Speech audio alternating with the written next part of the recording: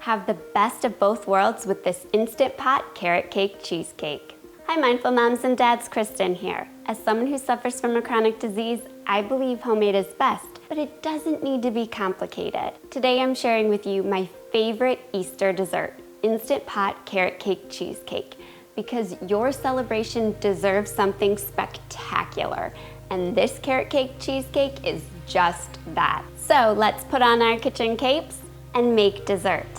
Now to make a cheesecake, you need a springform pan. For this recipe, you want to use a 7-inch springform pan. It doesn't matter if it's 7 by 3 inches or 7 by 4 inches, but you want to make sure that it's 7 inches in diameter and not 6 inches, as that will change the cook time. And then the first thing we're going to do is prepare our carrot cake batter. To a large mixing bowl, I'm putting in 2/3 cup of all-purpose flour, 1 teaspoon of cinnamon, a 1/2 teaspoon of ground ginger, 1 teaspoon of baking soda, and 1/4 teaspoon of salt. We're going to whisk that together just to incorporate all those ingredients. For the carrot cake, we're adding in crushed pineapple. You want to use canned crushed pineapple that's been canned in 100% fruit juice, and then drain that over a fine mesh strainer. Measure out a 1/2 cup of the crushed pineapple and add that to your flour mixture. We're also going to add in 2/3 cup of shredded carrot. You can also add in 2 tablespoons of walnuts if you like. However, I'm leaving the walnuts out because picky husband. We're gonna toss our carrots and pineapple with the flour, and what that does is it coats the pineapple and carrots with the flour mixture, which prevents them from sinking to the bottom of our carrot cake. It's a great chefy secret.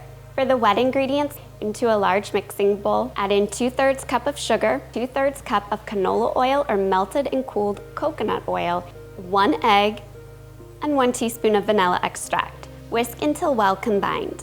Add the wet ingredients to the dry ingredients, and then just lightly fold the wet ingredients into the dry ingredients just until the flour is moistened. We don't want to over mix our cake batter or we'll have a tough, dry cake. I'm gonna set this batter aside and get to work on my cheesecake layer. In a large mixing bowl here, I have 8 ounces of softened cream cheese.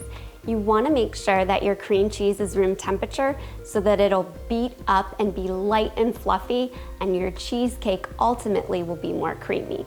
To the cream cheese, I'm adding in 1/3 cup of sugar, 1 egg, a 1/2 cup of sour cream. That's going to help balance out the sweetness in this cheesecake and give it great tang, and 1 teaspoon of vanilla extract. We're gonna beat this until the mixture is light and creamy. It can take a couple minutes, have some patience. You wanna make sure that your cream cheese mixture has no lumps in it, because we don't want any lumps in our cheesecake. The batter looks perfect, and so now we're ready to assemble our carrot cake cheesecake. To my springform pan, I'm just pouring in my carrot cake batter. No need to grease your pan. And then I'm gonna tap on the counter to get out any air bubbles. I'm using an ice cream scoop to scoop out my cheesecake batter, and then spread that out evenly with a spoon. Cover with foil. That will prevent any condensation from the lid of our Instant Pot to drip down into our cheesecake. And then to our Instant Pot, I'm gonna pour in 1.5 cups of cold tap water, pop in my metal trivet, and then I'm gonna place my cheesecake onto the rack. This creates the perfect moist environment to cook our cheesecake, which keeps it creamy and smooth. The Instant Pot truly is best for making cheesecake. We're gonna pop our lid on our Instant Pot, make sure our vent knob is pointed towards sealed, and then set cook time for 45 minutes on high pressure. Once the cook time has elapsed, don't do anything. If you try to do a quick pressure release, your cheesecake will certainly crack. So just leave your Instant Pot be, and once pressure has released naturally on its own, which will take about 15 minutes, you can open up your lid and then carefully remove your cheesecake. We're gonna let our cheesecake just sit on the counter and rest for 15 minutes. Don't try to take the foil off, just let your cheesecake be.